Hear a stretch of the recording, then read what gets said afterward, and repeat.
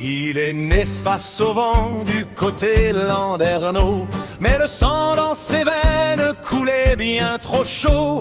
À peine un gamin, pas encore la stature, qui trichait sur son âge pour l'aventure. Engagé volontaire dans le fracas du fer, il a bravé l'orage et le feu de l'enfer. La guerre de 14 l'a rendu un peu dur, mais n'a jamais brisé sa nature de pur.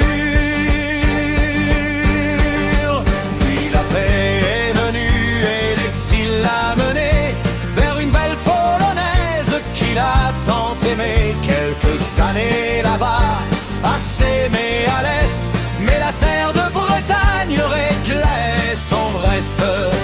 Il revient à l'Écosse, puis se fixe à Fougères pour planter ses racines et bâtir sa chaumière.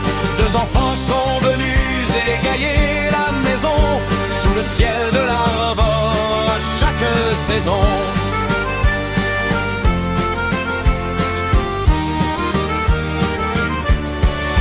Mais ce qu'on n'oublie pas, c'est le bruit du moteur quand Francis chevauchait sa machine de malheur.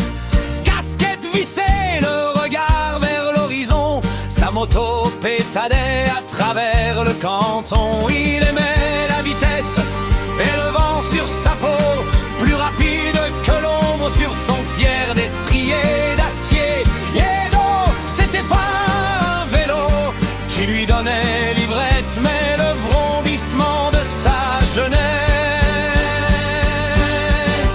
À l'usine de chaussures, il connaissait son art, monteur de métier, fier de sa part, actionnaire, ouvrier à l'Arvor, bras fort, il donnait de son âme pour l'usine sans remords.